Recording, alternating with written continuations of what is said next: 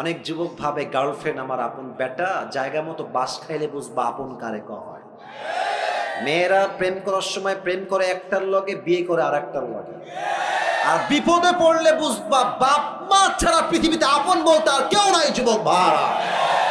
আমি আসিফ করে, তোমাদের কাছে তো অ্যান্ড্রয়েড ফোন সবার আছে, আমি তো এখন দামি দামি ফোন চালাই। আমার কাছে তো একটা সময় কিছুই ছিল না। তা আমার একটা কথা মনেই পড়ে গেল, বলবো মুরব্বী আব্বাজান, বলা যাবে? আচ্ছা, আমার বয়স যখন মেবি এই কত হবে, 16, 17, 18, এক্স্যাক্টলি লাইক দ্যাট। তো আমার অ্যান্ড্রয়েড ফোন খুব পছন্দ ছিল। আরে যুবক মানুষ তো বদমাইশ তো করতে মন চাইবে, খুবই স্বাভাবিক। তো আমার আব্বা আমাকে বলেছে, আসিফ একদম খবরদার আব্বা, ভুলেও ফোন চালাবো না, তুমি বড় হও, তুমি বড় ইসলামিক স্কলার হয়ে যাও, তুমি মাস্টার্স কমপ্লিট করে ফেলো, তোমাকে আমি আব্বাই ফোন কিনে দেবো। এটা আমার মুরব্বীরা ভালো বুঝবেন, আমি জানি মুরব্বীরা ভালো বুঝবে কথাটা। তো আমি ভাবছি যে তোমার কথা আমি শুনি, খালি টাকাটা হোক আমার। তো আব্বা আমাকে মাসিক খরচ দেয়, প্রত্যেক মাসে 500, 1000 যা হয় দেয়। তো আমি টাকাগুলো বাঁচিয়ে বাঁচিয়ে বাঁচিয়ে বাঁচিয়ে কোনো মতে মেবি এটার দাম 6 থেকে 7 হাজার টাকা হবে এরকমই, খুব লোকন মানে লুকায় লুকায় কোনো মতে কিনে রেখে দিয়েছি। মোটামুটি 1 মাস চালিয়েছি। কে যেন বদমাইশ করে বাপের কানে দিয়ে দিয়েছে যে আসিফ কিন্তু মোবাইল কিনেছে। তা আমি বাসায় আসছি, আব্বা বলছে, আসিফ আব্বু এদিকে আসো। কি হয়েছে? তুমি নাকি মোবাইল কিনেছো? আরে না, কে বললো তোমাকে আমি মোবাইল কিনে? আব্বা আমি কিন্তু শুনছি, আমার বাপ কিন্তু খুলনার লোক, আমিও খুলনার লোক, আমার সবার জন্ম খুলনায়। বলছে, আব্বা তুমি কেনছো? আমি কিন্তু শুনছি। ওয়ানে দাও, আমার বাড়ি করে দাও। আব্বা আমি কিনি নাই, এই মিথ্যা কথা, তোমার কিটা কইছে? আমি কিনি নাই। আমার বলছে, আমি জানি কিনেছো, বের করো। আমি বলছি, আমি এই ফোন তোমাকে দিব না। বিশ্বাস করো না, আমার বয়স প্রায় 25+, প্রায় 30-এর কাছাকাছি। আমার আব্বা জীবনে আমাকে কোনোদিনও মারে নাই, কোনোদিনও একটা এমনিও করে নাই। পুরো বছরে একটা দিন মাহফিল, আমি থাকবো মাত্র 1-1.5 ঘন্টা। যদি আপনি আমাকে দেখতেই না পারেন তো সারা জীবন আফসোস থেকে যাবে। আজকে আমি চাই না কোনো বিশৃঙ্খলা হোক, আমি চাই না আমাকে দেখতে কোনো অসুবিধা হোক। একদিন এসেছি, কবে আবার আসবো এ তো সির্ফ আল্লাহকে মালুম হ্যায়। তো আমরা চাই আজকের মাহফিলটা আসছিও ভালোবাসা নিয়ে বিদায় নিব আমরা সবাই। বলেন সবাই ইনশাআল্লাহ। আমার যুবক ভাইয়েরা কেমন আছেন আপনারা সবাই? আলহামদুলিল্লাহ। আপনারা সবাই একবার ডানে বামে তাকান, সবাই তাকান। আচ্ছা, এবার আমার দিকে তাকান। আমি যা বুঝতে পারতেছি আজকের মাহফিলের সিচুয়েশন, আমার যে অবজারভেশন, আমার যেই পর্যবেক্ষণ আমাকে বলছে যে আজকের মাহফিলে যত অডিয়েন্স এসেছে, if I am not making any mistake, যদি আমার কোনো ভুল না হয়, 90 ভাগ নয়, 95% যুবক ভাইরা আজকে মাহফিলে এসেছে।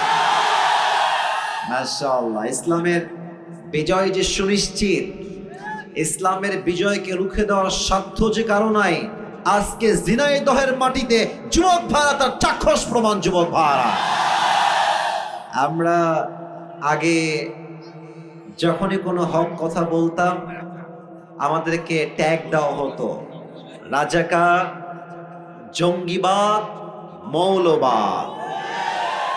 তো যদি কোনো বাপের বেটা থাকেন এখন আসেন, খেলা হবে। মিয়া আমাদেরকে জঙ্গিবাদ বলে এখন একবার গালি দিলে পিঠের চামড়া একটাও থাকবে না যুবক ভাই। Time has totally changed. সময় পরিবর্তন হয়েছে।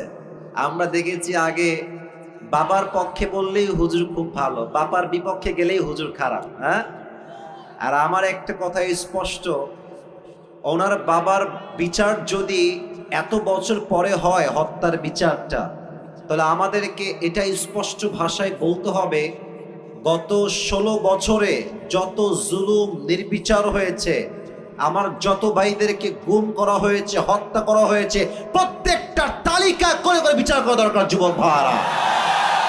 আমরা এই দেশে ইনসাফ ভিত্তিক রাষ্ট্র চাই। তবে হ্যাঁ, কিছু কথা আপনাদের সবাইকে জিজ্ঞেস করতে চাই।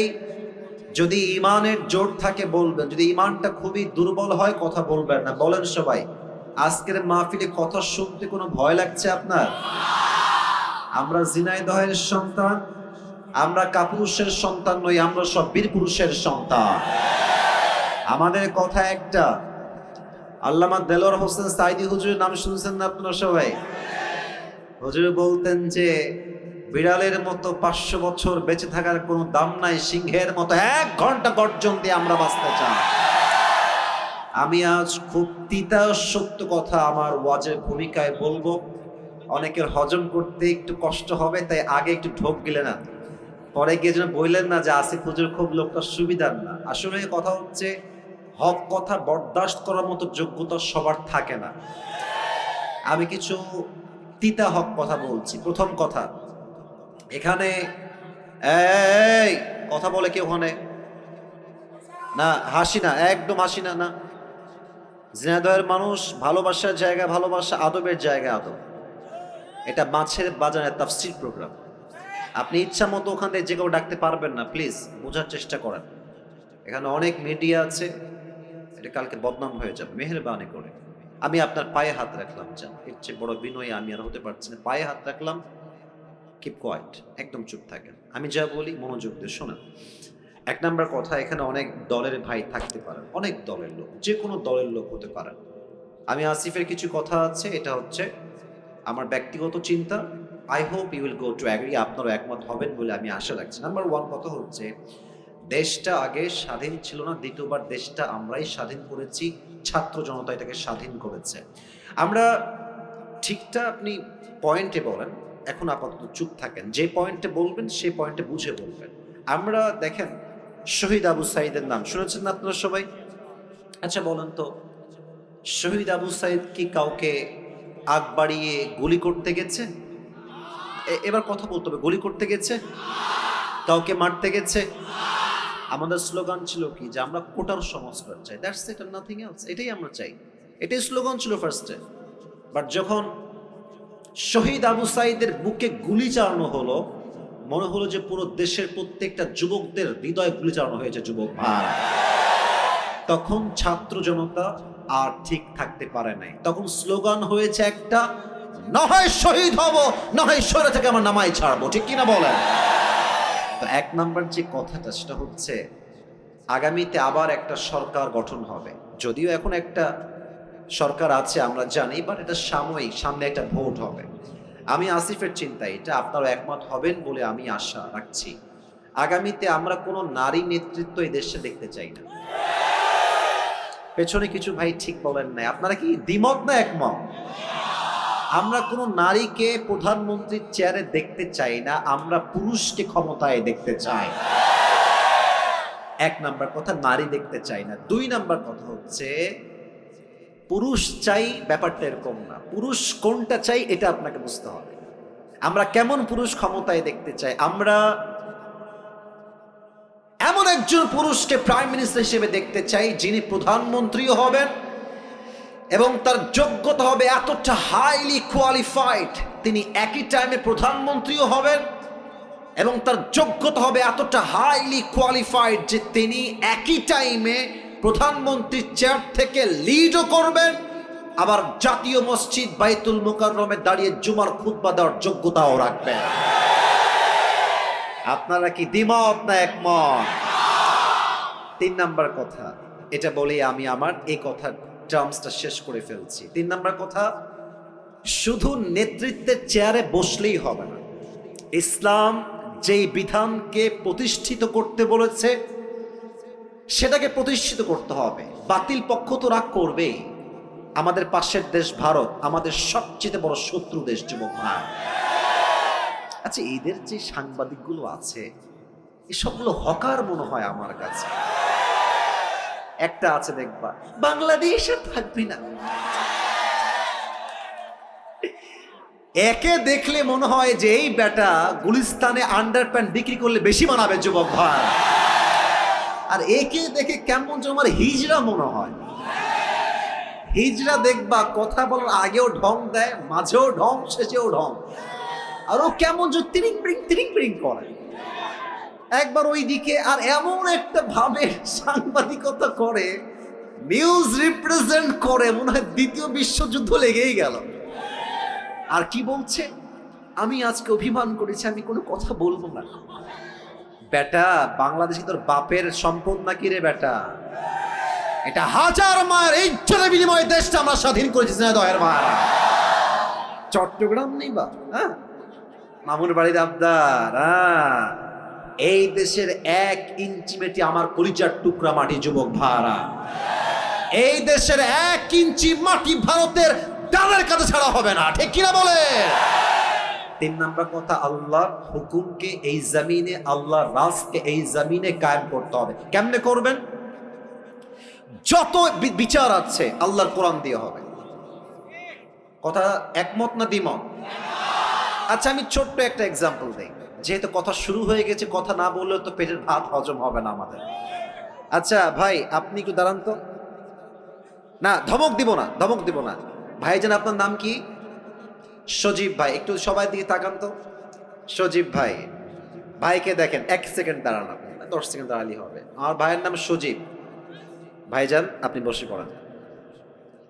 আচ্ছা, আজকে ভাইকে আমি ওই সাইডে নিয়ে গিয়ে, আপনি উল্টা পাল্টা করছেন ভাবে, তাই না? আপনার হাত ঠ্যাং কেটে ফেলবো আজকে।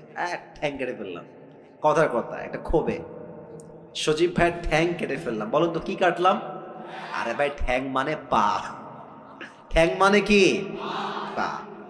তো কালকে আমাকে জেলখানায় দেওয়া হলো। ঝিনাইদহের যেই বিচারের কাঠগড়া জেলা আদালত, আমার বিরুদ্ধে সিদ্ধান্ত নেওয়া হলো বিচার অনুযায়ী, আমাদের যে সিস্টেম আছে সেই হিসেবে, যে আসিফ হুজুর ঝিনাইদহের কালীগঞ্জের একজন যুবক, তার নাম হচ্ছে সজীব, তার পা কেটে ফেলেছে। এখন আমাদের দেশের যেই তথাকথিত নিয়ম আছে সেই অনুযায়ী আমাকে দণ্ড দেওয়া হলো, যে আসিফ হুজুরের 1 লাখ টাকা জরিমানা দেওয়া হলো আর 1 বছরের জেল। For an example, it is just an example and nothing else, just উদাহরণ দিচ্ছি। 1 বছরের জেল আর কয় লাখ টাকা জরিমানা? আরে ভাই সবাই বলেন, সবাই কয় লাখ টাকা জরিমানা? 1 লাখ। আচ্ছা, কোনো একটা জিনিসের ওজন ঠিক আছে কিনা এটার জন্য আমরা একটা জিনিস দিয়ে মাপ দিই, এটার নাম কি? পাল্লা। কথা না বললে কারে ওয়াজ করি? কি পাল্লা? দাড়ি পাল্লা। তো মিজানকে আপনি নেন, দাড়ি পাল্লাকে ওঠান, ডান পা, ওর যে পাটা আমি কেটেছি ওর পাটা আপনি দাড়ি পাল্লার ডান দিকে দেন। আর আমাকে যে 1 লাখ টাকা জরিমানা করা হয়েছে, 1 লাখ টাকা নেন আর 1 বছরের জেল বাম দাড়ি পাল্লায় রাখেন। তাহলে এদিকে সজীবের ডান পা আর এদিকে আমি আসিফ হুজুরের 1 লাখ টাকা আর 1 বছরের জেল। টান দেন তো, সমান সমান হবে? সমান সমান হবে? হবে না। আচ্ছা, আপনি আরো বাড়ায় দেন, জরিমানা আপনি দেন 2 লাখ টাকা আর এদিকে আপনি দেন মনে করেন যে আরো 2 বছরের জেল। সমান সমান হবে? যদি কোরআন দিয়ে রাজ কায়েম হয়, কোরআন কি বলছে? চোখের বদলে চোখ, নাকের বদলে নাক, কানের বদলে কান, ঠোঁটের বদলে ঠোঁট, ঠ্যাঙের বদলে ঠ্যাং, জানের বদলে জান। ওর ঠ্যাং জানি কেটে ফেলেছি, ওর ঠ্যাংটা ডান পাল্লায় দেন আর আমার ঠ্যাংটাও কেটে ফেলেন, বাম পাল্লায় দেন, টান দেন, দেখবেন সমান সমান হয়ে গেছে। তাহলে এই দেশে যদি আপনি ইসলামের রাজ কায়েম করেন, কোরআনের রাজ কায়েম করেন, পুরো দেশটাই সোনার দেশ হয়ে যাবে। আমার 2 বছর আগে আল্লাহ তাআলা আমাকে উমরাহ করার একটা সুযোগ দিয়েছেন, আলহামদুলিল্লাহ। আমি নবীজির রওজায় গিয়েছি, মক্কায় গিয়েছি, মদিনা আমি ভিজিট করেছি। তা আমার এখনো মনে আছে, মদিনায় যখন আমি গেলাম ফর দ্য ফার্স্ট টাইম, তখন বাজে রাত 2টা বা 3টা। আমি এয়ারপোর্টে ল্যান্ড করেই মদিনায় চলে আসছি, নবীজির রওজার সামনে। এই সোনামণি, বসো বসো বসো। এ নতুন নাকি রে? এখনো যাইতেছে? বস রে, বসো। না না না, যাও, যাবে না, বসো। ওয়াশরুম সব পরে হবে, বসো। ওকে ধরে বসো। না না না, এত সোজা? বাড়ি কোথায় রে? বাড়ি কোনে ভাই? বসো ভাই, ওনে বসো ভাই, কোনে যাওয়া যাবে না ভাই, বসো। সবাই একটা কাশি দেন। কি সাহস, তাফসীর শুরু করলাম না উঠে যাচ্ছে রে। সবাই একটা তাকবীর দেন, লিল্লাহি তাকবীর। তো আমি যখন নবীজির রওজার সামনে ঘুমালাম, 2য় দিন বাদ এশার ঘুমায় গেলাম, এশার নামাজ পড়ে। তো আমার আইফোন, আমার অ্যান্ড্রয়েড ফোন, আমার মানি ব্যাগ, আমার রিয়াল, পাসপোর্ট সব আমার বুকের ডান পাশে আমি রাখলাম। ওপেনলি ঘুমায় গেলাম নবীজির ঠিক রওজার সামনে। আইফোন রাখা, অ্যান্ড্রয়েড ফোন রাখা, টাকা রাখা, রিয়াল রাখা, বাংলাদেশি টাকাও সেখানে ছিল, মানি ব্যাগ ছিল, পাসপোর্ট সব ওখানে রাখা আমার। তা আমি ঘুমালাম ঠিক এশার নামাজের পরে। ভেবেছিলাম তাহাজ্জুদ পড়বো উঠে, বাট এত শান্তির ঘুম নবীজির রওজার সামনে এসেছে, আমার ওই ফজর আজানের সময়ই ঘুম ভেঙেছে। তো আমি যখন ঘুম থেকে উঠে ঠাস করে উঠছে লাফ দিয়ে, তো দেখছি যে আমার আইফোন যেখানে ছিল ওখানেই আছে, টাকা টাকার জায়গায় আছে, ওয়ালেটের জায়গায় আছে, রিয়ালের জায়গায় আছে, পাসপোর্টের জায়গাতেই আছে। আমার তখন মনে হলো যে কোথায় আইফোন, আমাদের দেশে আন্ডারপ্যান্ট রেখে ঘুমালেও দেখবেন চুরি হয়ে গেছে। তো সৌদি আরবে আল্লাহর কোরআনের সব আইন কায়েম হয় নাই, কিছুটা আইন কায়েম হয়েছে।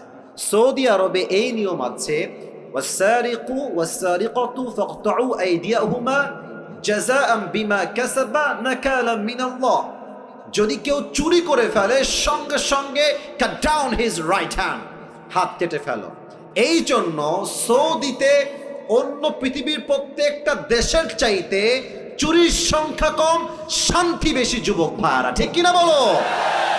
কয়েকটা আইন দিয়ে যদি দেশটা এত শান্তি হয়ে যায় কোরআন আইন দিয়ে, আমার তো বিশ্বাস যদি আগামীকাল এই দেশটা কোরআন দিয়ে চলতে শুরু হয়ে যায়, পুরো দেশের প্রত্যেকটা ইঞ্চি ইঞ্চি মাটি কলের মাটি হয়ে যাবে। জিনাদার ভাইরা, আল্লাহ এই দেশটা আমাদের সবাইকে দেখার তৌফিক দান করে পড়া আমি না, জোরে বলুন সবাই আমি। আচ্ছা, আপনাদের বউ আছে কার কার একটু হাত তুলুন তো। আচ্ছা আচ্ছা আচ্ছা, হাত নামান। আপনাদের বউ নাই, খুব কষ্টে আছেন কারা, একটু হাত তোলা। আচ্ছা, আপনাদের কারো বউ নাই? আমি বিশ্বাস করি না, মিথ্যা না সত্যি? আরে আব্বা বোঝে না রে, ছেলের বিয়ের বয়স হয়ে গেছে।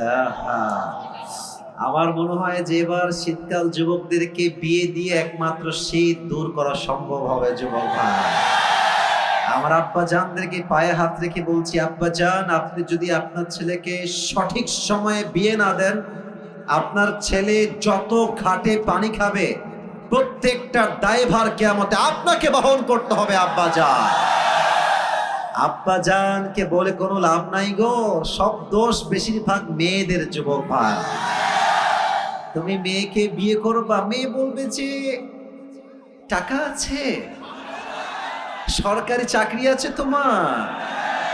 আর কিছু কিছু মেয়ে তো সরকারি চাকরি পাইলে টাকলার সঙ্গে বিয়ের পিড়িতে বসে যায়। আর পেশা হি সব কুছ হ্যায় মেরে দোস্ত। এখনকার মেয়েদের কাছে চরিত্রের চাইতে টাকাটা বেশি ম্যাটার করে। যুবক ভাই, বাসও খাই সে লেভেল। কারণ যেই চরিত্রহীন ছেলেকে আপনি টাকা দেখে বিয়ে করছেন, প্রিয় বোন আমার, উইথ ডিউ রেসপেক্ট বলছে, আমি আসিফ আপনাকে সম্মানের সঙ্গে বলছি, আপনি টাকা পাবেন, ঢাকার গুলশানে ফ্ল্যাট পাবেন, BMW পাবেন, রোলস রয়েলস পেতে পারেন, ডুপ্লেক্স ট্রিপ্লেক্স ফ্ল্যাট পেতে পারেন টাকার জন্য। বাট ওয়াল্লাহি বিয়ের পরে যে আত্মকেন্দ্রিক মনের একটা প্রশান্তি আছে, চরিত্রহীন ছেলের কাছে, বুইড়ার কাছে আপনি সুখ খুঁজে পাবেন না। আল্লাহ প্রত্যেকটা বোনদেরকে বোঝার তৌফিক দান করুন। সকলেই মন খুলে পড়েন আমিন। একটা কোরআন নিয়ে আসতে হবে, একটা কোরআন লাগবে আমার এখানে, খুবই ফাস্ট নিয়ে আসেন। আমরা 3টে তাকবীর দিব সবাই মিলে। প্রথম তাকবীর বিবাহিত ভাইরা, দ্বিতীয় তাকবীর দিবেন আমার প্রিয় সিঙ্গেল ভাইরা। আমি দেখতে চাই হু ইজ মোর পাওয়ারফুল, কার শক্তি কত বেশি। বিবাহিত ভাইরা একটা কাশি দেন,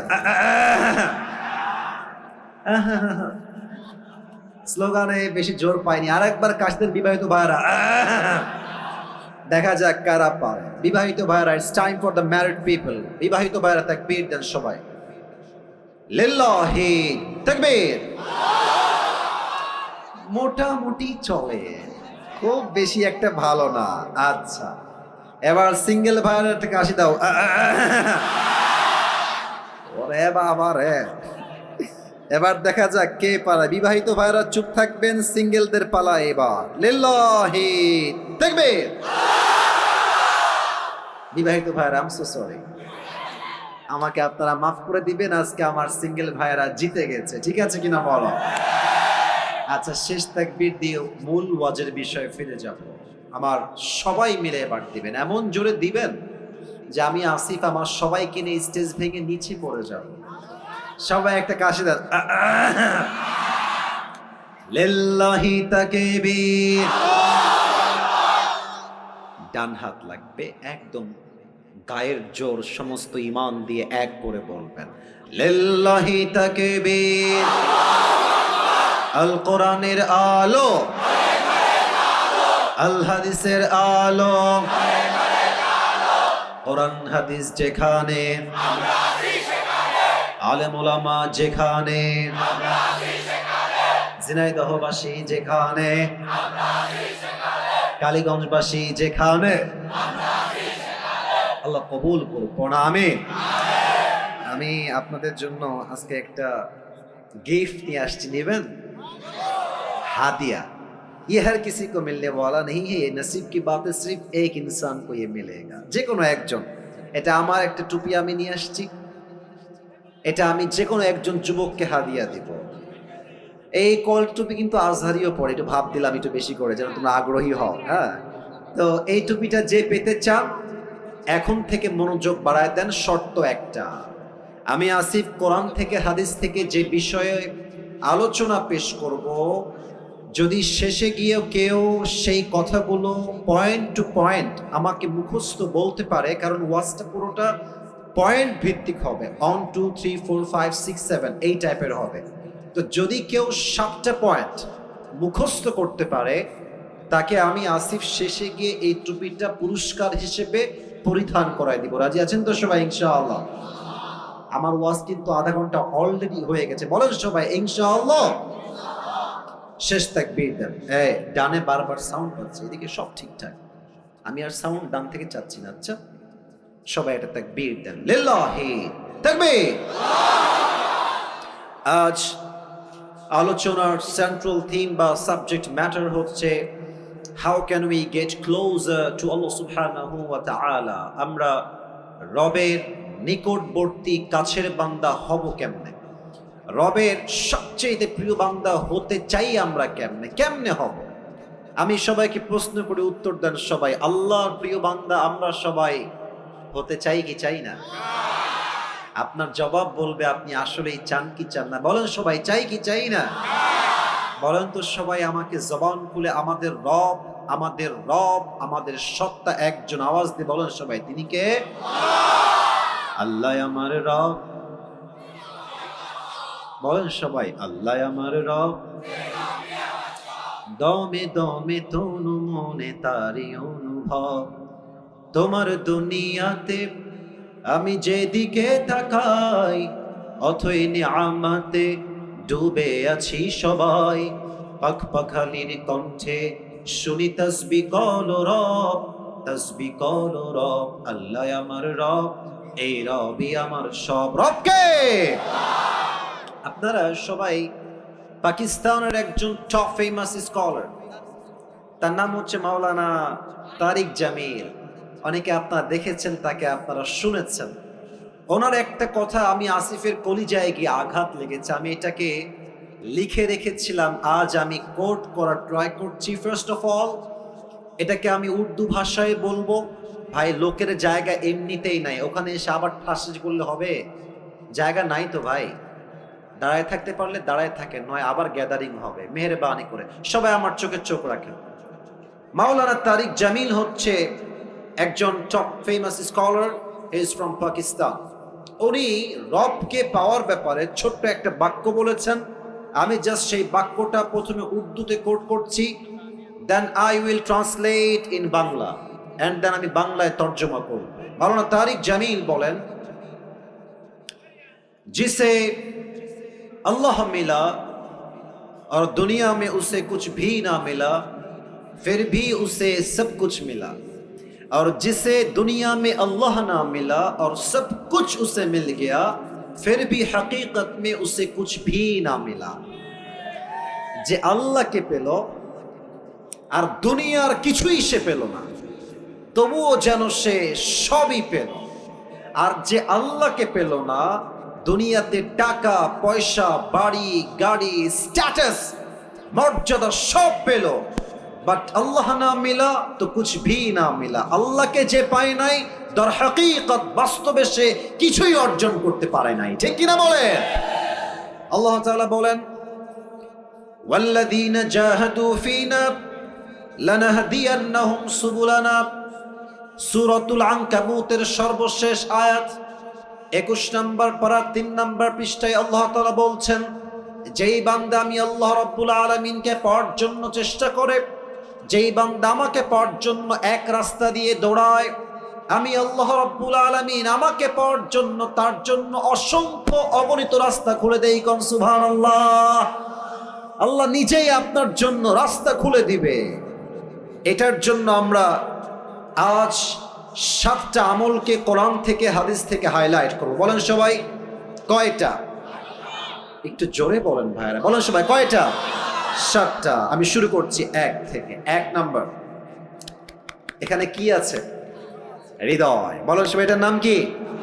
প্রথম শর্ত, আল্লাহকে পেতে চান, প্রথম শর্ত এটাকে পরিষ্কার করতে হবে। Clean your heart. قد أفلح من زكاها. Indeed, the successful one is who purifies his heart. আল্লাহর কাছে সবচেয়ে সফল বান্দা হচ্ছে সেই বান্দা যে বান্দা তার আত্মাকে পরিশুদ্ধ করেছে। সুবহানাল্লাহ পড়বেন না সবাই? একটা প্রশ্ন করছি সবাইকে, হয়তো উত্তর সঠিক পাবো আমার আশা আছে। প্রশ্ন আগে বোঝেন, কনসেপ্ট বোঝেন। একজন মানুষ যিনি কোনো নবী নন, সবার চোখ আমার দিকে, মাশাআল্লাহ, অ্যাপ্রিশিয়েট, সবাই আমার দিকে আবার ভালো করে তাকান। একজন লোক যিনি কোনো নবী নন, বাট তার নসিহত, তার ইনস্ট্রাকশন, তার গাইডলাইন, তার উপদেশ তার সন্তানের প্রতি আল্লাহ তাআলার এতটা পছন্দ হয়েছে যে তার নামেই আল্লাহ তাআলা কোরআনে একটা সূরা নাজিল করেছে। ব্যক্তিটার নাম কি কে বলতে পারে? লোকমান। বলেন সবাই নাম কি? লোকমান হাকিম। লোকমান হাকিমকে তার মালিক একদিন ডাক দিয়ে বলছে, লোকমান এদিকে আসো, তোমার ব্যাপারে আমি শুনেছি, আমাকে একজন এসে বলেছে যে লোকমান অনেক মেধাবী, অনেক জ্ঞানী, তার উইজডম, তার মেধা অসাধারণ। তো তোমাকে একটা কাজ দিচ্ছি, কাজটা আমাকে করে দাও। বলছে কি কাজ? বলছে কাজটা হচ্ছে তুমি এখন এখান থেকে যাবা, ওয়াদবাহশাতান, একটা বকরি জবাই করবা, এবং বকরি জবাই করে বকরির সবচাইতে পবিত্রতম অংশ কেটে আমার কাছে নিয়ে আসবা। বলছে ঠিক আছে মালিক, যা বলবেন তাই করতে আমি প্রস্তুত আছি। এবার লোকমান মালিকের হুকুম শুনে বের হয়ে গিয়েছে, একটা ছাগল ধরেছে, ছাগল ধরে তাকে জবাই করেছে এবং ছাগলের সবচেয়ে পবিত্র অংশ কলিজা কেটে নিয়ে আসছে। বলেন সবাই কি কেটে এনেছে? বলছে মালিক এই নেন ছাগলের সবচেয়ে পবিত্রতম অংশ। মালিক বলছে ওয়াও, মাশাআল্লাহ, you have done amazing, it is appreciated, তুমি যা করেছো ঠিক করেছো, বাট আরেকটা কাজ দিচ্ছি, আবার যাও, ওয়াদবাহশাতান, একটা ছাগল জবাই করো, ওয়াখরিজ মিনহা আখবাসা মুযগাতাইন, এবার ছাগলের পবিত্র অংশ নয় অপবিত্র অংশ কেটে নিয়ে আসো। লোকমান আবার গেছে, জবাই করেছে, আবারও সেই কলিজাই কেটে এনেছে। বলছে মালিক এই নেন ছাগলের সবচেয়ে নাপাক অপবিত্র অংশ। মালিক বলছে ছি ছি, তোমাকে ভেবেছিলাম তুমি অনেক বুদ্ধিমান, তোমার মাথায় ঘিলু আছে, বুদ্ধি আছে, তুমি তো বোকার ঘরের বোকা লোকমান। মালিক কেন আমি বোকা? বলছে তোমাকে বললাম সবচেয়ে পবিত্র অংশ আনো, তাও আনলা কলিজা, বললাম সবচাইতে নাপাক অংশ আনো, তাও আনলা কলিজা। একই অংশ, একই কলিজা, একই টাইমে পবিত্র, আবার একই টাইমে অপবিত্র কেমনে হয় লোকমান? তুমি তো বোকার ঘরের বোকা। লোকমান ডাক দিয়ে বলছে মালিক আমার, আমি কি বোকা না থাকলে দ্যাটস এ ডিফারেন্ট ম্যাটার, এটা ভিন্ন বিষয়। তবে সত্য কথা হলো প্রত্যেকটা প্রাণীর দেহে একটা ছোট্ট গোস্তের টুকরা আছে। এই গোস্তের টুকরা পবিত্র হলে পুরো দেহটাই পবিত্র হয়, আর এই গোস্তের টুকরা নাপাক হয়ে গেলে পুরো দেহটাই নষ্ট হয়ে যায়। আলা ওয়াহিয়াল কলব, এটার নামই হচ্ছে মানুষের আত্মা, এটার নামই হচ্ছে মানুষের হৃদয়। ঠিক কিনা বলে? তবে একটা নতুন ইনফরমেশন দিচ্ছি সবাইকে, আমাদের এই আত্মাটা 3 প্রকার। বলেন সবাই হাত তুলে, কয় প্রকার?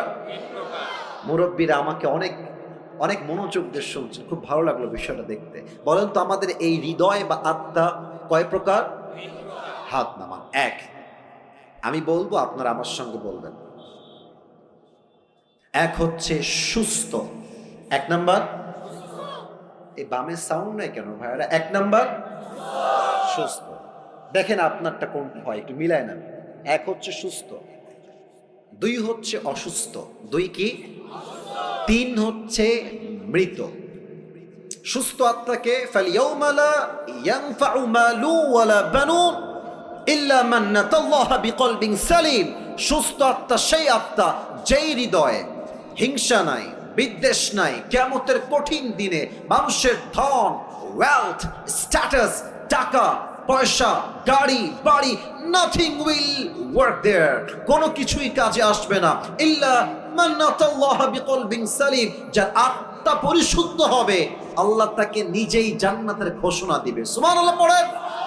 This is called healthy heart, সুস্থ হৃদয়, অ্যাক্টিভ হৃদয়, সুস্থ আত্মা। নাম্বার টু, এটা বুঝতে গেলে আপনাকে একটা এক্সাম্পল দেওয়া লাগবে। আচ্ছা, আমরা যে আজকে বসে আছি, আজকে কয় তারিখ? কথা বলো সব, আজকে কয় তারিখ? আচ্ছা, আর একটা উত্তর সবাই জানেন, সবাই জানেন, এটা 2023 সাল না 24 সাল? আচ্ছা, আপনাদের ঝিনাইদহে মেডিকেল আছে না? আরে ভাই কথা না বললে তো ওয়াজ হয় না। মেডিকেল আছে না? হসপিটাল আছে না? ক্লিনিক আছে না? ডাক্তারের চেম্বার আছে না? আচ্ছা, আপনাদের সবাইকে আজ আমি নিয়ে যেতে চাই 100 years ago back, 100 বছর আগে, 1924 সাল। কত বছর আগে? 100 বছর আগে। ভাবেন তো, 100 বছর আগে এখন যে মেডিকেল আছে, কলেজ আছে, হসপিটাল আছে, আগে কি এরকম মেডিকেল কলেজ হসপিটাল ছিল যুবক ভাইয়েরা? না। তখন কি ছিল আমার মুরব্বীরা ভালো বুঝবেন। তখন ছিল কবিরাজ, কিংবা আমরা এটাকে বলি ওঝা। কবিরাজ কিংবা ওঝা। তো মনে করেন যে একজন যুবককে সাপে কেটেছে, এখন সেই যুবকটা কবিরাজের কাছে আসছে, এসে বলছে স্যার আমাকে সাপে দংশন করেছে। এখন তখন তো কোনো মেশিন ছিল না যে কোন সাপ কি বিষ চেক করবে কেমনে। তো ওঝা এটাকে বোঝার জন্য, কেমনে বোঝা এটা আপনাকে, আচ্ছা আমি টুপিটাই নিলাম, যান একটা বাটি নিতেন, বাটিতে মরিচ বাটতেন, লবণ বাটতেন, মরিচ এক পাশে লবণ এক পাশে, বলতো এই এদিকে আসো, বলো তোমার জিহ্বাটা বের করো।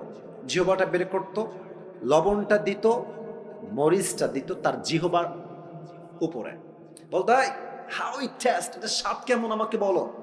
তো সাপে দংশিত যুবক বা মুরব্বী যদি বলতো যে স্যার আমার কাছে স্বাদটা কেমন যেন, ঝালটা মরিচটা পাইনসা পাইনসা লাগে, তখন ওঝা বুঝে ফেলতেন যে এটা কোনো নর্মাল সাপ নয়, ধরা সাপ নয়, এটা বিষাক্ত সাপের ছোবল লেগেছে। কেমনে বুঝতো?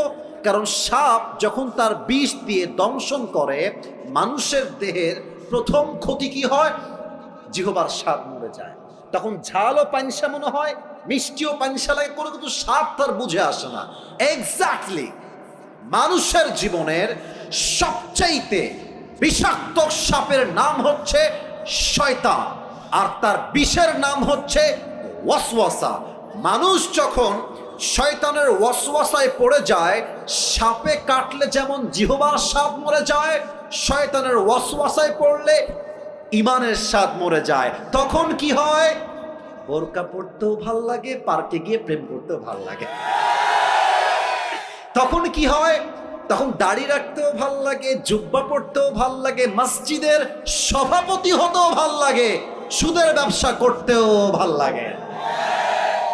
অসুস্থ আপনার তখন ভালো কোনটা খারাপ কোনটা বুঝে আসে না। কথা বোঝেন নাই মনে হয় আপনারা।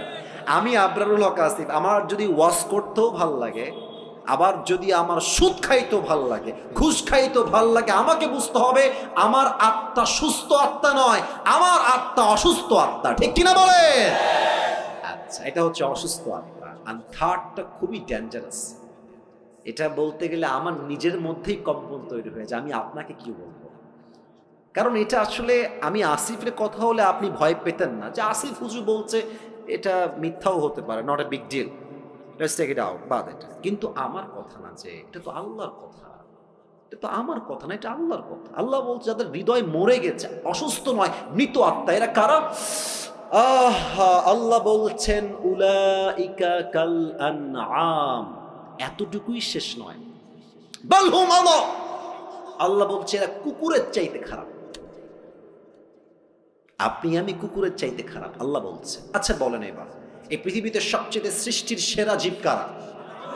আমি শুনি না, বলেন সবাই কারা? আমরা হলাম আশরাফুল মাখলুকাত, বেস্ট অফ দ্য বেস্ট, সেরার সেরা হচ্ছে মানুষ। আবার এই মানুষকেই আল্লাহ তাআলা বললেন তোমরা কুকুরের চাইতে খারাপ। এই ব্যাখ্যাটা আমার তাফসীরটা প্রথমে বুঝে আসে নাই। তো আমি সেই দিন ঢাকায় যাচ্ছিলাম, আমার ঢাকায় একটা কাজ ছিল জরুরি।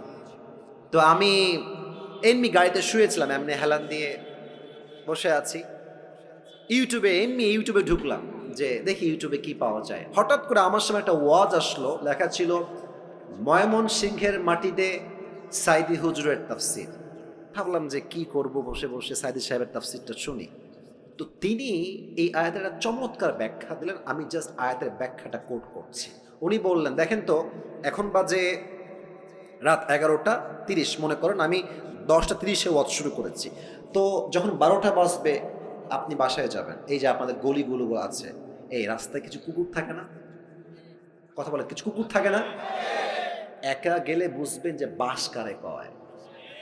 আমি দেখেছি একা থাকলে কুকুরদের ভাবই বেড়ে যায় আলাদা, এমন একটা ভাব মনে খেয়েই ফেলবে আমাকে, ঠিক কিনা বলেন? তো দেখেন আমার 2 হাত, দেখেন আমার এটা হচ্ছে লাইট, এই যে রড বাল্ব দেওয়া আছে লাইট, আর আমি আছি এখান থেকে আরো 10 হাত পেছনে। ভাই আমার কথা একটু বুঝে শুনুন, আপনাকে ঠিক বেঠিক বলতে হবে না, আপনি আমার কথা বোঝেন। I think that is most important, এটা বুঝলেই হবে। এটা হচ্ছে লাইট, আমার চেহারা এখন দেখা যায়। আমি যদি 10 হাত পেছনে অন্ধকারে চলে যাই, আমার চেহারা কি দেখা যাবে? রাত বাজে 1টা, আমি আসিফের একটা কুকুর আছে, তার নাম হচ্ছে টমি। তার নাম কি? খুব বুঝবেন। তা আমি 10 হাত দূরে আছি, রাত বাজে 1টা, আমার বাড়ি হচ্ছে গেট এখানে।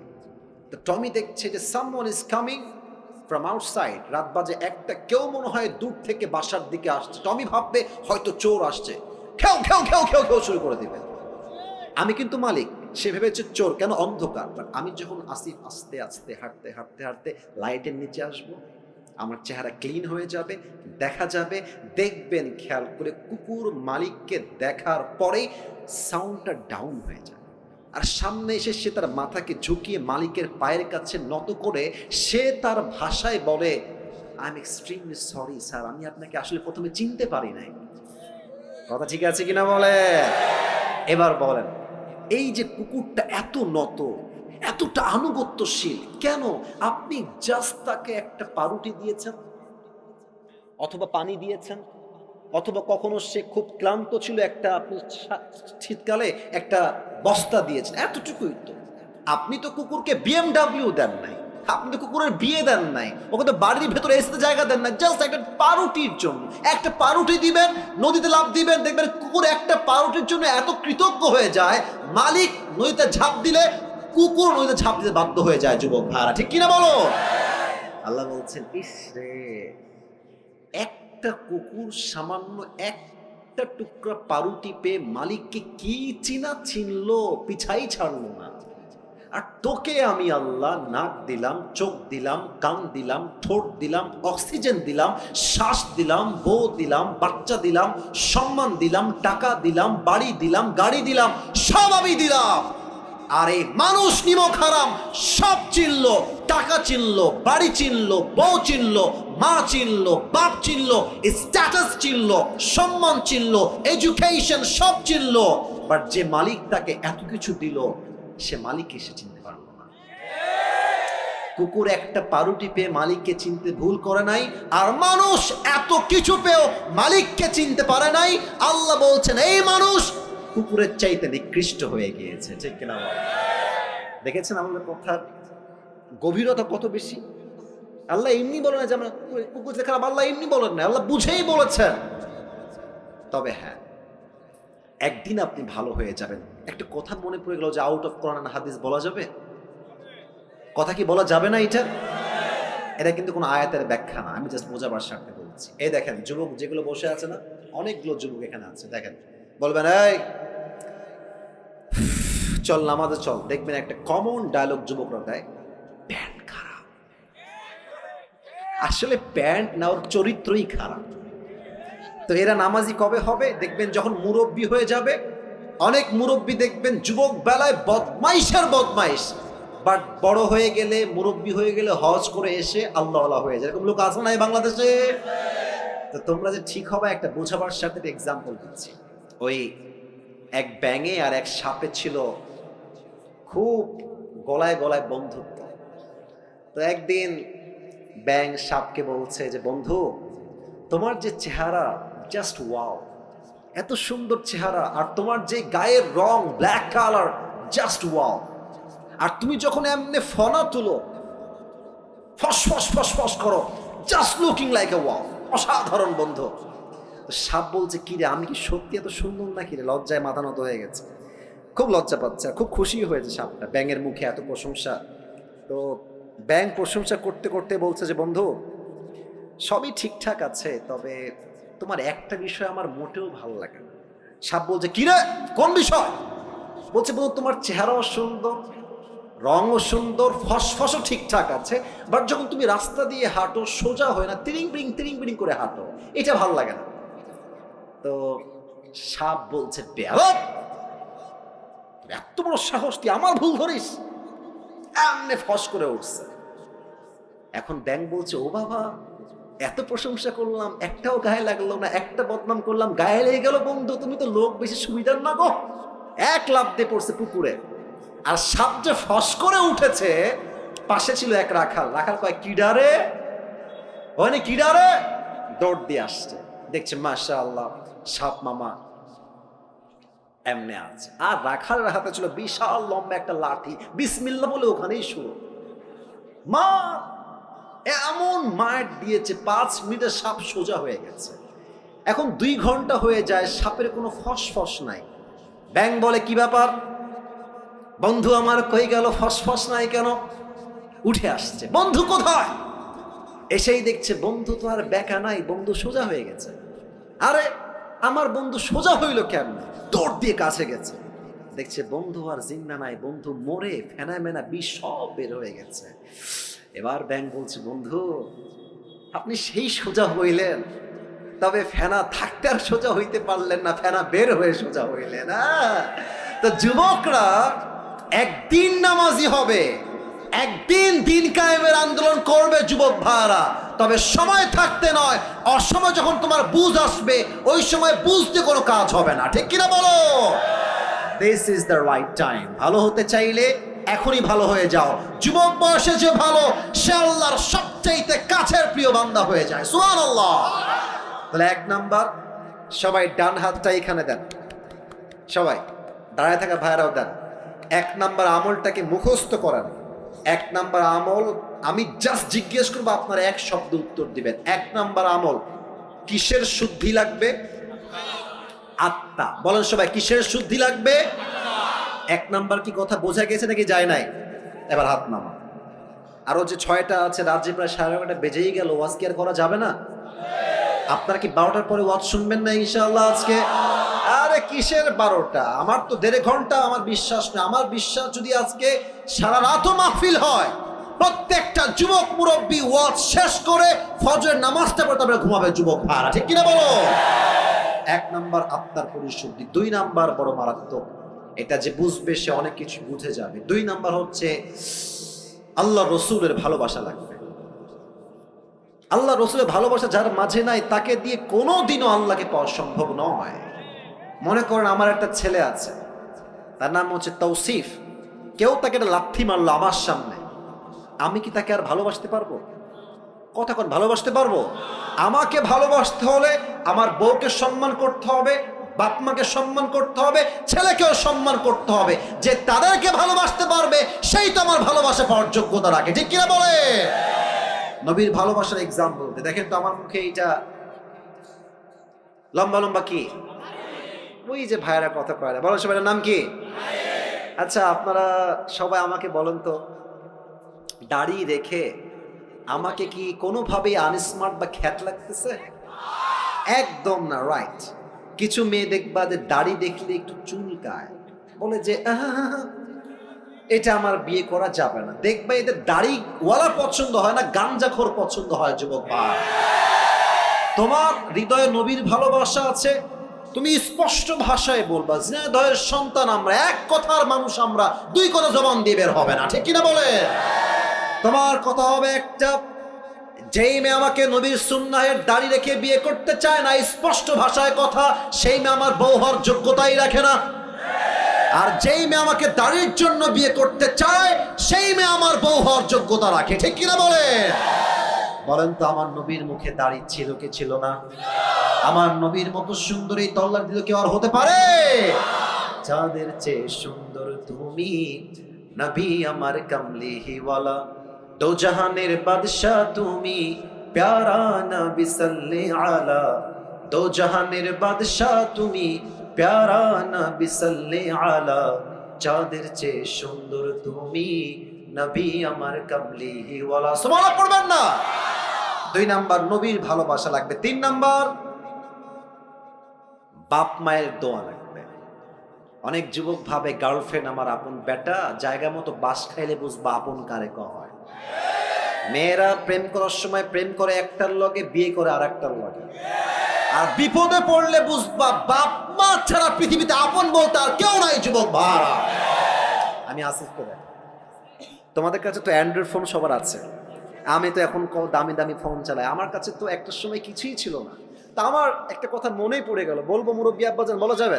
আচ্ছা, আমার বয়স যখন মেবি এই কত হবে, 16, 17, 18, এক্স্যাক্টলি লাইক দ্যাট। তো আমার অ্যান্ড্রয়েড ফোন খুব পছন্দ ছিল। আরে যুবক মানুষ তো বদমাইশ তো করতে মন চাইবে, খুবই স্বাভাবিক। তো আমার আব্বা আমাকে বলেছে, আসিফ, একদম খবরদার আব্বা, ভুলেও ফোন চালাবো না, তুমি বড় হও, তুমি বড় ইসলামিক স্কলার হয়ে যাও, তুমি মাস্টার্স কমপ্লিট করে ফেলো, তোমাকে আমি আব্বাই ফোন কিনে দেবো। এটা আমার মুরব্বীরা ভালো বুঝবেন, আমি জানি মুরব্বীরা ভালো বুঝবে কথাটা। তো আমি ভাবছি যে তোমার কথা আমি শুনি, খালি টাকাটা হোক আমার। তো আব্বা আমাকে মাসিক খরচ দেয়, প্রত্যেক মাসে 500, 1000 যা হয় দেয়। তো আমি টাকাগুলো বাঁচিয়ে বাঁচিয়ে বাঁচিয়ে বাঁচিয়ে কোনো মতে মেবি এটার দাম 6 থেকে 7 হাজার টাকা হবে, এরকমই। খুব লোকন মানে লুকায় লুকায় কোনো মতে কিনে রেখে দিয়েছি। মোটামুটি 1 মাস চালিয়েছি। কে যেন বদমাইশ করে বাপের কানে দিয়ে দিয়েছে যে আসিফ কিন্তু মোবাইল কিনেছে। তা আমি বাসায় আসছি, আব্বা বলছে, আসিফ, আব্বু এদিকে আসো। কি হয়েছে? তুমি নাকি মোবাইল কিনেছো? আরে না, কে বললো তোমাকে? আমি মোবাইল কিনে। আব্বা আমি কিন্তু শুনছি, আমার বাপ কিন্তু খুলনার লোক, আমিও খুলনার লোক, আমার সবার জন্ম খুলনায়। বলছে, আব্বা তুমি কেনছো? আমি কিন্তু শুনছি। ওয়ানে দাও, আমার বাড়ি করে দাও।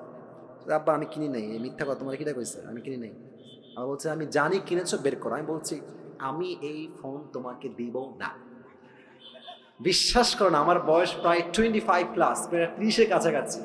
আমার আব্বা জীবনে আমাকে কোনোদিনও মারে নাই, কোনোদিনও একটা এমনেও করে নাই। এমনে করে না, এমনে করে নাই। আব্বা বলছে, আব্বা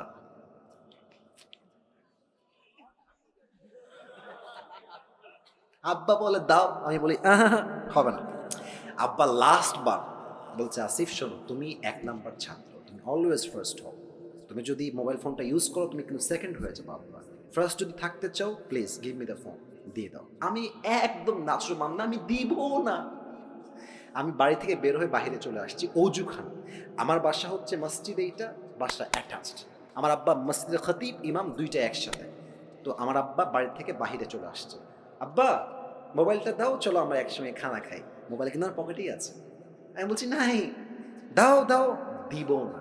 এই যে দিব না, মার এমন মার দিয়েছে, আমি একটা থাপ্পড় উল্টে পড়ে গেছি। আমাকে থাপড়াইতে থাপড়াইতে বাড়িতে নিয়ে গেছে। চল, আমি তো টের পাচ্ছি না কিরে হইল কি আমার সাথে এটা, কারণ জীবনে মায়ের খাই নাই, তো এই প্রথম মায়ের খাইতেছে জীবনে। মারতে মারতে বাড়ি পর্যন্ত আমাকে নিয়ে গেছে। বিশ্বাস করেন, এটা আমি মজার জন্য মোটেও বলছি না, তোমাদের শিক্ষা আছে এখানে। তো আমাকে যখন আব্বা মেরেছে, আমি প্রায় 1 মাস কোনো কথা নাই। আব্বাকে দেখলে 14 মাইল দূরে, আব্বাকে দেখলে 10 হাত দূরে, কোনো কথাই নাই। মা বলে, কথা বল, তোর বাপ। আমাকে মেরেছে কেন, আমি কথা বলবো না। বিশ্বাস করেন ওই সময় বাপকে ভেবেছি বাবা আমার শত্রু, কেন মারলো আমাকে, শত্রু মনে হয়েছে। বাট এখন বুঝি আমার বাপ ওই দিন আমাকে না পিটাইলে আমি আজকের আসিফ আসিফ হুজুর হইতে পারতাম না, ঠিক কিনা বাবা? তা বাপ যে তোমাকে মারে, মা যে তোমার ধমক দেয়, তুই কই গেছিলি, বাড়িতে কেন দেরি করে আসলি, রাত বাজে 1টা, তুই দেরি করলি কেন?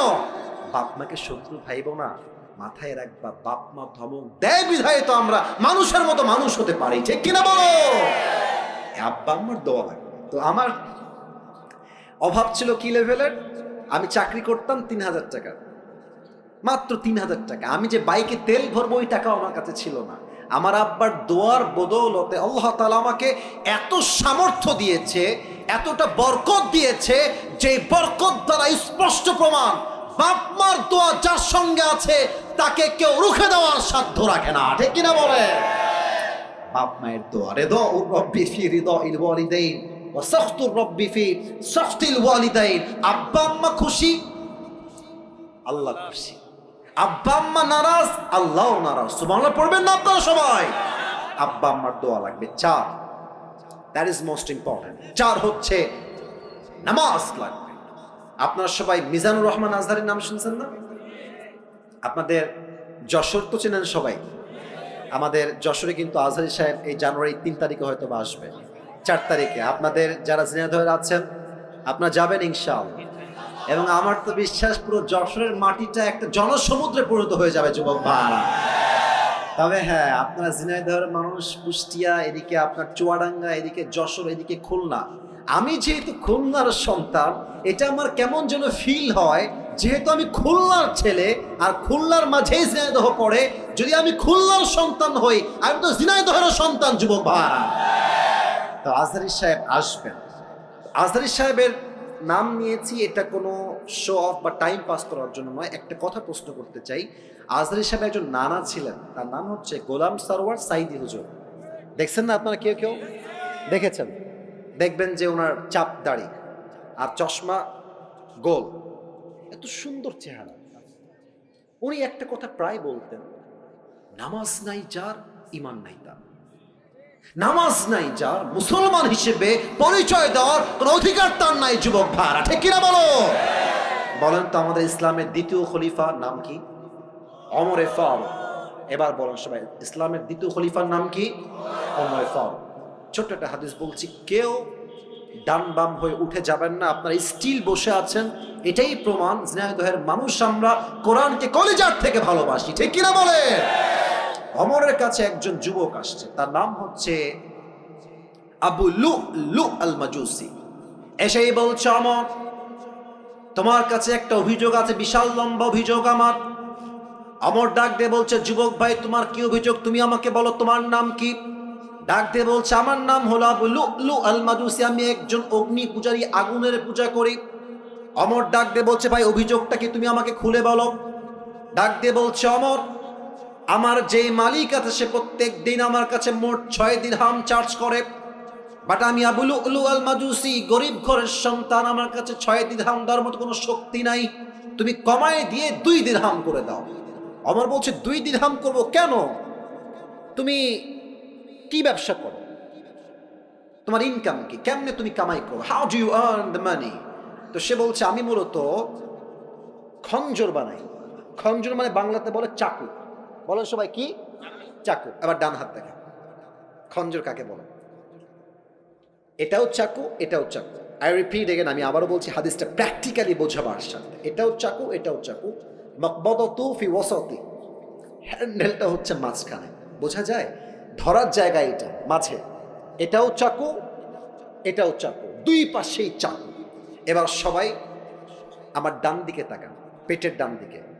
আরব বিশ্বের প্রত্যেকটা সর্দারের পেটের ডান দিকে লম্বা একটা খাপ থাকতো, সবাই খঞ্জরটা ওই ডান দিকেই রাখতো। বলছে, তাই তুমি খঞ্জর মেক করো, huge business, you are rich man, তোমার তো অনেক টাকা, তোমার তো 6 দিরহাম নয় 10 দিরহাম চার্জ হওয়ার কথা। এই কথা শুনে বলছে, ও ওমর আমি চাইলাম বিচার আর তুমি করলা আমার সাথে বেইনসাফি। ও আচ্ছা আচ্ছা, সবাই যেহেতু মুসলমান ঘরের সন্তান তাই তুমি সবার সঙ্গে নরম, আর আমি যেহেতু কাফেরের সন্তান, তাই তুমি আমার বেলায় গরম অমর, তাই না? তোমার বিচার আমি একাই করবো, একাই আমি এনাফ। ধমক দিয়ে বের হয়ে গেছে। বিশাল লম্বা রাত, শীতকাল। অমরকে হত্যা করার জন্য বিশাল লম্বা একটা খঞ্জর সে বানিয়েছে, জাস্ট অমরকে হত্যা করতে চায়। তো খঞ্জরটা বানিয়ে পেটের এখানে ডান দিকে রেখেছে। এবার বলেন তো, শীতকালে ঠান্ডা লাগলে আমরা কি যেন মুড়ি দেই? সবাই বলেন তো। চাদরটা আমি আবার পড়লাম, কারণ হাদিসটা প্র্যাকটিক্যালি বোঝাতে চাই, একদম বাস্তবিক প্রেক্ষাপট থেকে অভিনয় করে। দেখেন, পেটের ডান দিকে খঞ্জর। এবার সে দুইটা চাদরের পাট এমনে ধরেছে, উপর থেকে নিয়ে চাদরটাকে এমনে দিয়েছে, মেয়েদের নিকাবের মতো, এই পর্যন্ত, ভুরু পর্যন্ত। আচ্ছা, আর এটাকে এমনে দিয়েছে, আর এই ডান দিক থেকে নিয়ে এটাকে পুরো ঢেকে দিয়েছে, জাস্ট চোখ দেখা যায়। and no one can see his face except his eyes, চোখ ছাড়া ফেস কেউ দেখতে পারবে না। পুরোটা ঢেকে আজান দিয়ে দিয়েছে। অমর আসছে, সেও গেছে মুনাফিকের রূপে ছদ্মবেশে। অমরে ফারুক এসেই বলছে, সফু সুফু ফাকুম, কাতার সোজা করো, কাঁধে কাঁধ মিলিয়ে দাঁড়াও। আল্লাহু আকবার, সুবহানাক আল্লাহুম্মা ওয়া বিহামদিকা ওয়া তাবারাকা ইসমুকা ওয়া তাআলা জাদ্দুকা ওয়া লা ইলাহা গায়রুক, আলহামদুলিল্লাহি রাব্বিল আলামিন, আর রহমানির রহিম, মালিকি ইয়াউমিদ্দিন। সূরা ফাতিহা পড়েছেন, কিরাত পড়েছেন। আল্লাহু আকবার। ওমর ফারুক আল্লাহু আকবার দিয়ে রুকুতে গিয়েছেন। রুকুতে যাওয়ার পর যখন সামি আল্লাহু লিমান হামিদা বলবে, পেছন থেকে আবু লুলু আল মাজুসি তার চাদরটাকে এমনি ধরে উড়াই দিয়েছে, আর পেটের ডান দিক থেকে লম্বা একটা খঞ্জর বের করে দৌড় দিয়ে অমরের সামনে চলে আসছে। অমর যখন সামি আল্লাহু লিমান হামিদা দিয়ে উঠে গেছে, সঙ্গে সঙ্গে অমরের পেটের সোজা টার্গেট করে এমনি একটা আঘাত করেছে। অমরের পেটের ডান দিক থেকে একবার এমনে, আবার এমনে, আবার এমনে, এমন তিনটা জোরে আঘাত করেছে। হাদিসে আসছে, তিনটা আঘাতের চোটে পুরো পেট কেটে সব নাড়ি ভুঁড়িগুলো বাহিরে বের হয়ে গেছে। ওমরে ফারুক নামাজের মাঝে চিৎকার দিয়ে বলছে, কতালানি আল কাল, কতালানি আল কাল, একটা কুকুর আমাকে হত্যা করেছে, কে আছে আমাকে বাঁচাও। অজ্ঞান হয়ে পড়ে গেছে। আর সাহাবীরা বুঝে গেছে যে সামওয়ান কেম ফ্রম আউটসাইড, কেউ এসেছে, ধরো। 7 জন সাহাবী নামাজের মাঝেই ধরতে গেছে, আর ওই কাফের তার ছুরি দিয়ে যাকেই সামনে পেয়েছে এমনি কারো মুখে, কারো পেটে, কারো বুকে, কারো পিঠে এমন জোরে জোরে আঘাত দিয়েছে। 7 জন সাহাবী নামাজরত অবস্থায় জায়গাতেই শহীদ হয়ে গেছে, জায়গাতেই শেষ। একটু পর ওমরে ফারুককে ধরে ডান দিকে নিয়ে আসছে, আর সাহাবীরা চিৎকার দিয়ে বলছে, আইনা তাবিব, আইনা তাবিব, ডাক্তাররা কোথায়? দাও, দৌড় দাও, জলদি আসো, অমরকে বাঁচাও। ডাক্তাররা সব দৌড় দিয়ে আসছে, অমরকে বাঁচাও। ডাক্তাররা দৌড় দিয়ে এসে ওমরে ফারুকের দুই পিঠের এই দুই দিকে হাত দিয়েছে। ওমরে ফারুক এমনে শুয়ে আছে, দুই পিঠের দিকে হাত দিয়ে হালকা করে উঠিয়েছে। আরেকজন ডাক্তার এসে দুই ঠোঁটটাকে ধরে এমনি হালকা ফাঁকা করে দিয়েছে। একটা পানির পাত্র নিয়ে আসছে, সোজা পানির পাত্র ওমরের মুখে দিয়ে কয়েক ঢোক পানি তার ভেতরে দিয়েছে। আমার গলার দিকে তাকান, পানি যখন ভিতরে ঢোক গিলেছে, গলা দিয়ে পানি নেমে বুক পর্যন্ত আসছে, বুক থেকে পানি নেমে পুরো পেট এমন ভাবে কেটে গেছে, একদম নাড়ি ভুঁড়িগুলো বের হয়ে পুরো গোস্ত হা হয়ে আছে। গলা দিয়ে পানিগুলো নেমেছে, বুক দিয়ে নেমেছে। তারা ভেবেছে সব পানিগুলো ভেতরে গিয়ে হজম হয়ে যাবে, ওমরে ফারুক আবার জীবিত হবে, আবার চোখ খুলবেন। সবগুলো পানি বুক দিয়ে নেমে পুরো পেট কেটে গলগল গলগল করে বাহিরে বের হয়ে গেছে। সব পানি এপার দিয়ে গলগল করে বাহিরে বের হয়ে গেছে। সাহাবীরা এই দৃশ্য সচক্ষে দেখে they were surprised, অবাক, এটা কি দেখলাম? ডাক্তাররা বলছে পানি দিয়ে কাজ হবে না, দুধ নিয়ে আসো। সব সাহাবী দৌড় দিয়ে গিয়ে দুধ নিয়ে আসছে। ওমরে ফারুককে পেছন দিক থেকে হালকা উঠিয়েছে, দুধ দিয়েছে, দুধটা গলা দিয়ে নেমে বুক দিয়ে নেমে পুরো পেট কেটে সবগুলো দুধ গল গল করে বাহিরে বের হয়ে গেছে। এই দৃশ্য দেখে ডাক্তাররা বলছে মাফ করে দিবেন, আর সম্ভব না, অমর হয়তো বা শেষ, হয়তো সে আর কখনোই চোখ খুলবে না। সাহাবীদের চোখে পানি আর আটকায় না, সব সাহাবীরা কান্না করছে। হঠাৎ করে এক সাহাবী দূর থেকে দেখছে ওমরে ফারুক তার চোখটা সাডেনলি হঠাৎ করে it's a very little bit, খুবই হালকা ছোট্ট করে খুলেছে। এই চোখটা দেখে ওই দূর থেকে সাহাবী দৌড় দিয়েছে, ইয়া ওমর মালাকা ইয়া ওমর, মালাকা ইয়া ওমর, হে ওমর আপনার কি হয়েছে, আপনার কি দরকার আমাকে বলেন। ওমর ফারুক কথা বলছেন না, বলছেন তোমার ঠোঁট না কানটা আমার ঠোঁটের কাছে নিয়ে আসো। ওই সাহাবী দৌড় দিয়ে কানটা ওমরের ঠোঁটের কাছে নিয়েছে। আর সে ভাবছে হয়তো আমাকে শেষ কথা বলবে, এই সাহাবী খবরদার আমার রাজ্য দেখে রেখো, বউ দেখে রেখো, সন্তান দেখে রেখো। হি ওয়াজ থিংকিং লাইক দ্যাট। তার চিন্তাই ছিল এইটা যে ওমর আমাকে শেষ কথা এটাই ওসিয়ত করবে। যখনই কান বাড়িয়েছে ওমরের মুখের কাছে, ওমরে ফারুক প্রথম কথা, কোনো খবর আমার দরকার নেই, আমাকে জাস্ট একটা খবর দাও। আসাল্লান নাস, আসাল্লান নাস, এই সাহাবী আমার কোন রাজ্যের খবর লাগবে না, বউবাদ বাচ্চাবাদ, চোখ আছে দেখে না, হৃদয় আছে ভাবে না, এদের চরিত্র কেমন, তাদের মান কেমন। আল্লাহ বলছেন এরা হচ্ছে কুকুরের চাইতে খারাপ। আমি বলবো এই যুবক বলো তো আল্লাহ কুকুরের চাইতে খারাপ কেন বললেন? বলবেন হুজুর কুকুর তো একটা পারুটে পেয়ে মালিককে চিনতে ভুল করে নাই, আর মানুষকে আল্লাহ এত নিয়ামত দিয়েছে, মানুষ তার মালিককে চিনতে পারে নাই, এই মানুষ কুকুরের চাইতে বেশি খারাপ হয়ে গিয়েছে, ঠিক কিনা বলেন? এক নাম্বার আত্মার পরিশুদ্ধি, দুই নাম্বার যে আল্লাহকে পেতে চায় তার কি লাগবে? নবীর ভালোবাসা। বলেন সবাই কার ভালোবাসা? তিন নাম্বার যেই বান্দা আল্লাহকে পেতে চায় তার জীবনে আব্বা আম্মার দোয়ার দরকার, বলেন সবাই আছে না নাই? চার নাম্বার যেই বান্দা আল্লাহকে পেতে চায় তার জীবনে নামাজের দরকার, সবাই বলেন আছে না নাই?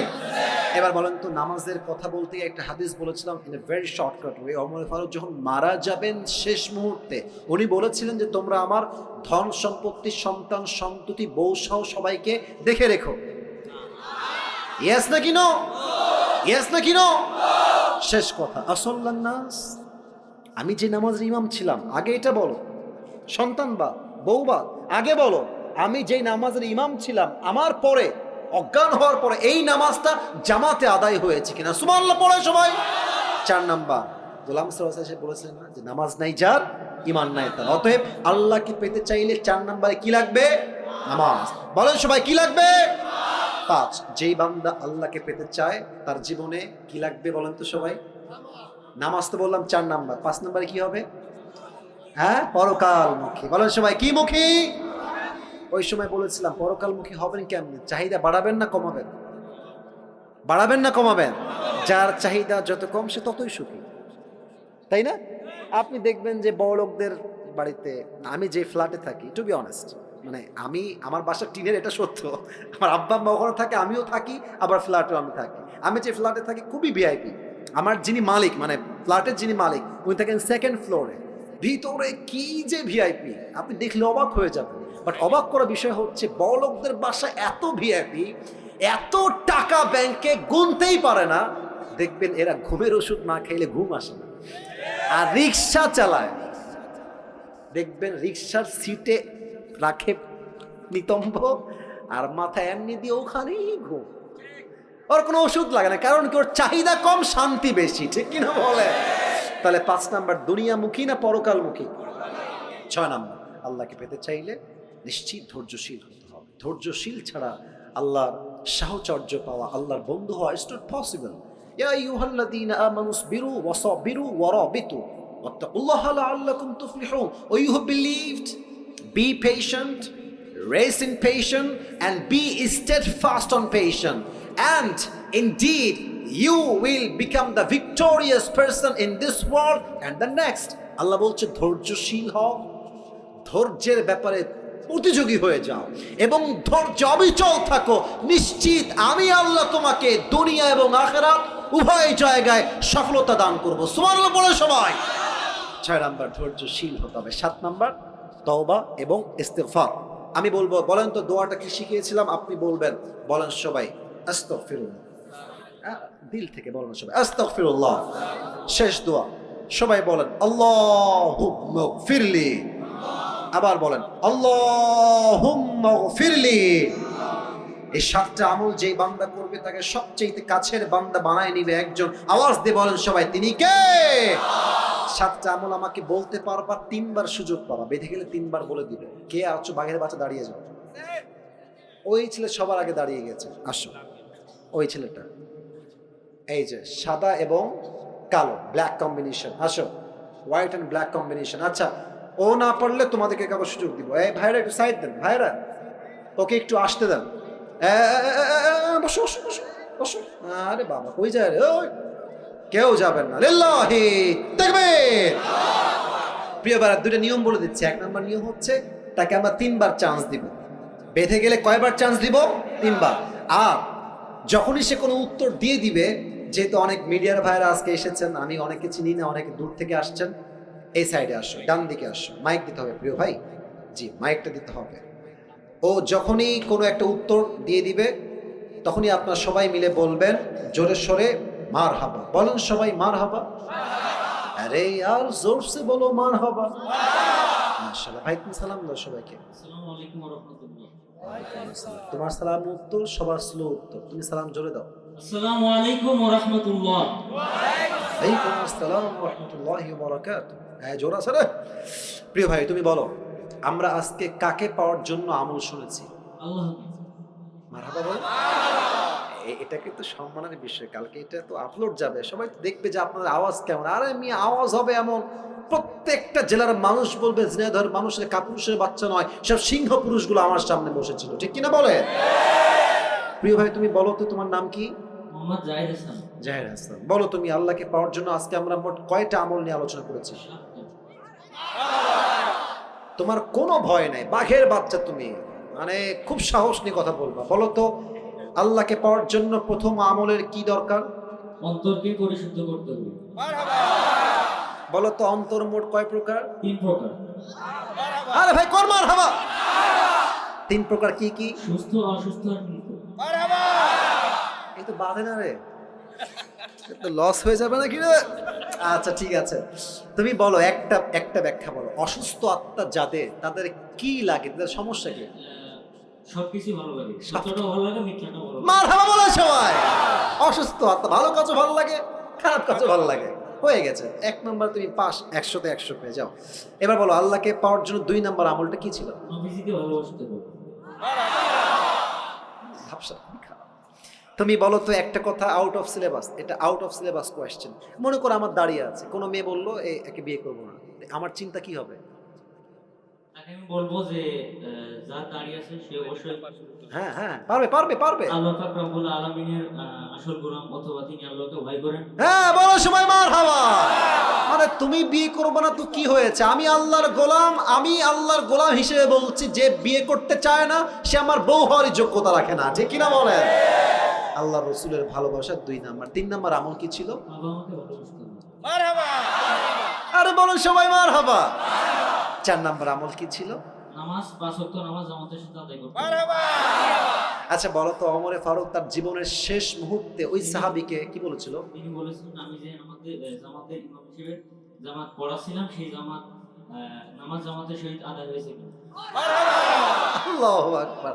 জেনারেল ব্যাকগ্রাউন্ডের ছেলেও কিন্তু আলেম না, একদম সাধারণ ছেলে। বলো সবাই দিল খুলে মারহাবা। আচ্ছা নামাজ নিয়ে শেষ। 5 নাম্বার আমল কি লাগবে? পরকালমুখী হতে হবে।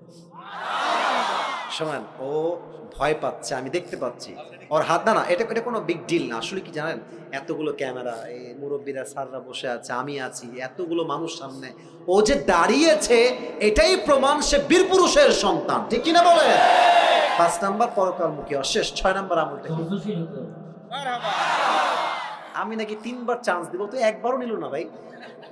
আচ্ছা আমি তো বোকা সেজে গেলাম। আচ্ছা এবার তুমি 7 নাম্বার আমলটা, 2টা দোয়া খুবই সংক্ষেপ শব্দে শিখিয়েছি, দোয়াগুলো বলতে পারবা?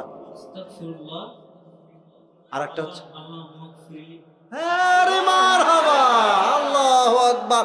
দিল খুলে তাকবীর দেন, লিল্লাহি তাকবীর। 1 একটাও বাধে নাই। দেখেন ও কিন্তু সিরিয়াল কোনো নড়চড় করে নাই, মানে আমি যেমনি যেমনি সিরিয়াল মেনটেন করেছি, আমি আগে দেখি নাই।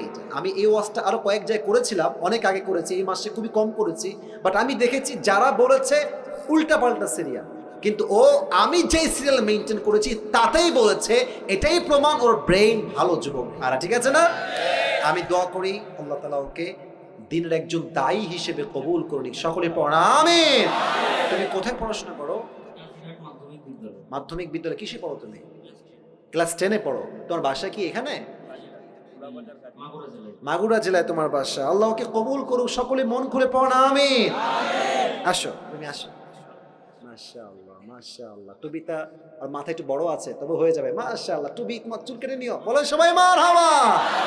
আল্লাহ ওকে কবুল করুন। সকলে পড়া আমিন। বসো, তুমি এখানে বসো, নিচে বসে যাও, এখানে বসে যাও। ঠিক আছে ভাই, বসে পড়ো, বসে পড়ো, বসে পড়ো। আমার কলিজাটা ঠান্ডা হয়ে গেল যে আমি এত ভালো অডিয়েন্স পেয়েছি যে পুরো ওয়াজ এক চান্সে মুখস্থ বলে দিয়েছে। আল্লাহ তাআলা সবাইকে যেন কবুল করুন। সকলে মন খুলে পড়া আমিন।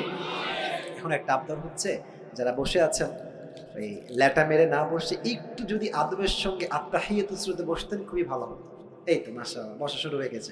আর যারা দাঁড়িয়ে আছেন কলজার ভাইরা, দোয়া হবে তো 3 মিনিটের জন্য, শুধু দোয়ার জন্য বসে পড়লে ভালো হবে। এই তো বসে গেছে, এই তো ভদ্র সিনাদার মানুষ ভাইরা, মাশাআল্লাহ। শুধু দোয়ার জন্য বসেন, দোয়ার পরে আমরা বিদায় নিব, দোয়ার পরে কোনো কাজ নাই। এই তো বসে গেছে, মাশাআল্লাহ, বসে পড়েন আপনারা। এই তো এরা এমনি বসে গেছে, ভদ্র, শুধু দোয়ার জন্য, শুধু দোয়ার জন্য। সবাই তাকবীর দেন, লিল্লাহি তাকবীর। আল্লাহ তাআলা এই মাহফিলকে যেন আল্লাহর সন্তুষ্টির ওয়াসিলা হিসেবে কবুল এবং মঞ্জুর করে পড়ান আমিন। আমি আসিফ, প্রায় 1 ঘন্টা 40 মিনিট পার হয়ে গেছে। আমি অথবা কথায় ভুল হতে পারে, ত্রুটি হতে পারে। আল্লাহ ভুল ত্রুটি ক্ষমা করে দিয়ে সবাইকে সঠিক কথা অনুযায়ী আমল করার তৌফিক দান করুন, পড়ান আমিন। দুরূদ শরীফ পড়বেন একবার। আল্লাহুম্মা সাল্লি আলা মুহাম্মাদ ওয়া আলা আলি মুহাম্মাদ কামা সাল্লাইতা আলা ইব্রাহিম ওয়া আলা আলি ইব্রাহিম ইন্নাকা হামিদুম মাজিদ। দোয়ার সময় কেউ সেলফি তুলতে আসবেন না। ক্যামেরা ভাইরা ক্যামেরা ক্লোজ করে ফেলেন। দোয়ার সময় কেউ সেলফি তুলতে আসবেন না। দোয়া করে নেমে যাবো ডান দিক দিয়ে, যারা হাত মেলাবেন ওই ডান দিকে আসবেন। তার আগে কোনো বিশৃঙ্খলা করবেন না, মেহেরবানি করে। একজন আচ্ছা, হ্যাঁ দাদা, আচ্ছা আচ্ছা আচ্ছা আচ্ছা, মাশাআল্লাহ। ওনার দাদা একজন ভালো মানুষ ছিলেন, উনি তো মারা গেছেন, তাই না?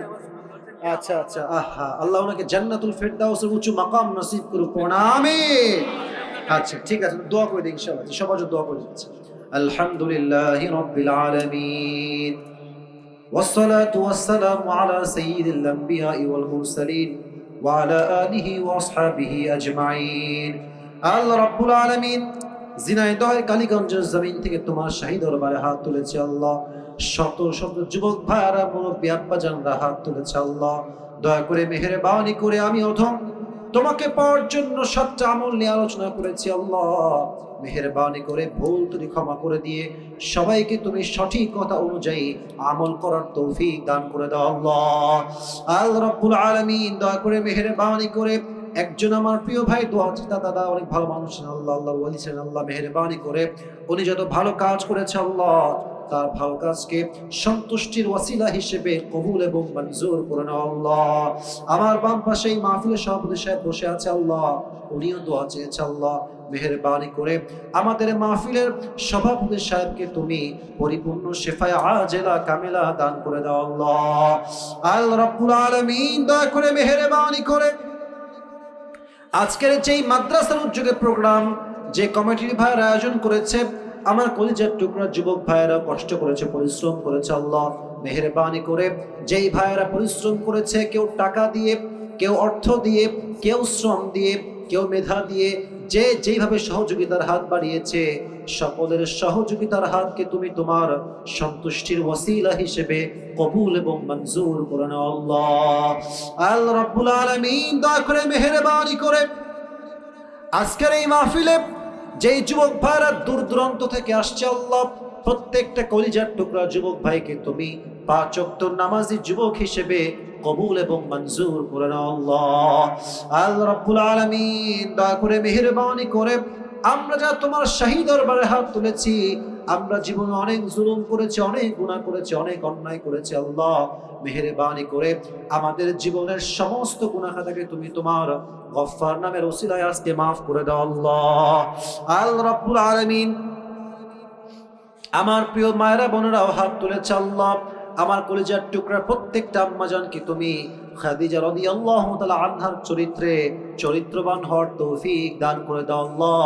প্রত্যেকটা বোনকে তুমি ফাতেমা রাদিয়াল্লাহু তাআলা আনহার চরিত্রে পরিপূর্ণরূপে চরিত্রবান হওয়ার তৌফিক দান করে দাও আল্লাহ। আল্লাহ রাব্বুল আলামিন, আমরা যারা তোমার শাহী দরবারে হাত তুলেছি আল্লাহ, আজ যেমন আমরা সবাই এই তাফসীর মাহফিলে একসঙ্গে বসতে পেরেছি, জান্নাতুল ফেরদাউসে আমরা সবাই যেন একসঙ্গে থাকতে পারি আল্লাহ, সেই তৌফিক আমাদের সবাইকেই তুমি দান করে দাও আল্লাহ। আল্লাহ রাব্বুল আলামিন, দয়া করে মেহেরবানি করে আমাদের মাঝে অনেকে অসুস্থ রয়েছে আল্লাহ, মেহেরবানি করে সবাইকে তুমি পরিপূর্ণ শেফায়ে আজলা কামেলা দান করে দাও আল্লাহ। আল্লাহ রাব্বুল আলামিন, এই মাদ্রাসা যে প্রোগ্রামটা আয়োজিত হয়েছে আল্লাহ, এই মাদ্রাসার প্রত্যেকটা সন্তানকে তুমি যুগ শ্রেষ্ঠ আলেম হিসেবে কবুল এবং মঞ্জুর করে নাও আল্লাহ। এই মাদ্রাসার যত অভাব রয়েছে আল্লাহ, তুমি তোমার গায়বী খাজানার থেকে সমস্ত অভাবকে দূর করে দাও আল্লাহ। রব্বানা তাকাব্বাল মিন্না ইন্নাকা আনতাস সামিউল আলিম ওয়া তুব আলাইনা ইন্নাকা আনতাত তাওয়াবুর রহিম। সুবহানা রাব্বিকা রাব্বিল ইজ্জাতি আম্মা ইয়াসিফুন ওয়া সালামুন আলাল মুরসালিন والحمد لله رب العالمين।